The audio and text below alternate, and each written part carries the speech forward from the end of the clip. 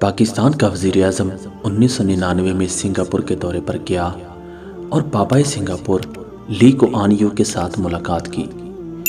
گفتگو کے آغاز میں لی کوآن یو نے انکشاف کیا کہ وہ مختلف حیثیتوں سے 8 مرتبہ پاکستان کا دورہ کر چکے ہیں، لہذا وہ پاکستان کے جغرافیے، رسم و رواج اور لوگوں سے پوری طرح واقف ہیں۔ پاکستان کے وزیر اعظم نے بڑے ادب سے ان سے پوچھا، کیا آپ اپنے تجربے کی بنیاد پر یہ سمجھتے ہیں کہ پاکستان کبھی سنگاپور بن جائے گا؟ لی کوآن یو نے ذرا دیر سوچا اور انکار میں سر ہلا دیا۔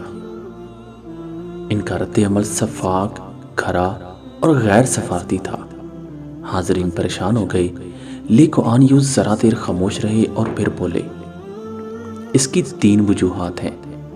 وہ رکے اور پھر بولے، پہلی وجہ آئیڈیالوجی ہے۔ آپ لوگوں اور ہم میں ایک بنیادی فرق ہے۔ آپ اس دنیا کو عارضی سمجھتے ہیں۔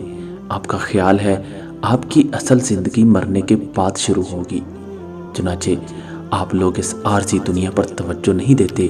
آپ سڑک، عمارت، سیوریج سسٹم، ٹریفک اور قانون کو سنجیدگی سے نہیں لیتے، جبکہ ہم لوگ اس دنیا کو سب کچھ سمجھتے ہیں، لہٰذا ہم اس دنیا کو خوبصورت سے خوبصورت تر بنا رہے ہیں۔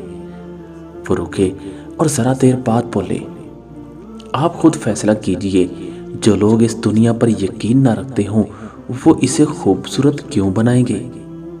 ویسے ان کی اس بات سے میں اتفاق نہیں کرتا، کیونکہ اسلام انسان کو دنیا میں رہنے کا بہترین سلیقہ سکھاتا ہے، اصول و قاعدے کے تحت رہنے کی تلقین کرتا ہے، ترقی، جستجو اور بہتری کا درس دیتا ہے۔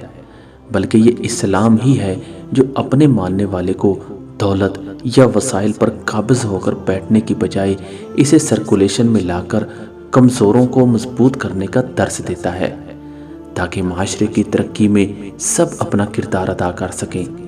اسلام چوری، غیر ضروری منافع خوری، نشہ، زنا جیسی لعنتوں سے بچنے پر بہت زور دیتا ہے اور اس کی سزائیں بھی بیان کرتا ہے۔ جو اسلام کے ان اصولوں کو نہیں جانتے وہ اپنی دنیا اور آخرت دونوں خراب کرتے ہیں۔ بہرحال لی کوآن یو نے دوسری وجہ بتائی کہ آپ لوگوں کی زندگی کے بارے میں اپروچ درست نہیں۔ میں پیشے کے لحاظ سے وکیل ہوں۔ ہندوستان کی تقسیم سے پہلے میں اس علاقے میں پریکٹس کرتا تھا۔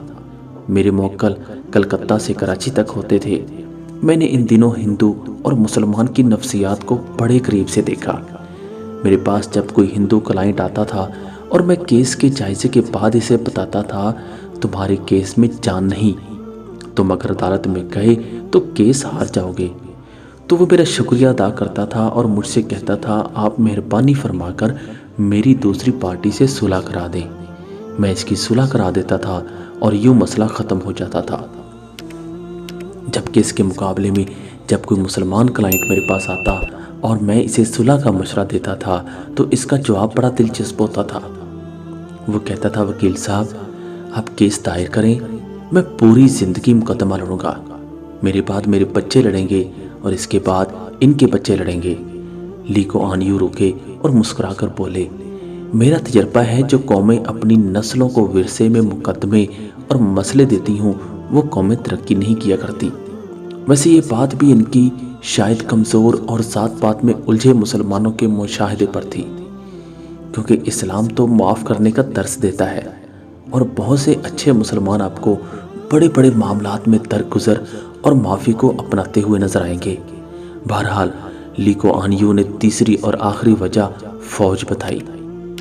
آپ کے ملک میں فوج مضبوط اور سیاستدان کمزور ہے، اور مجھے پوری دنیا میں آج تک کوئی ایسا ملک نہیں ملا جس نے فوجی اثر میں رہ کر ترقی کی ہو۔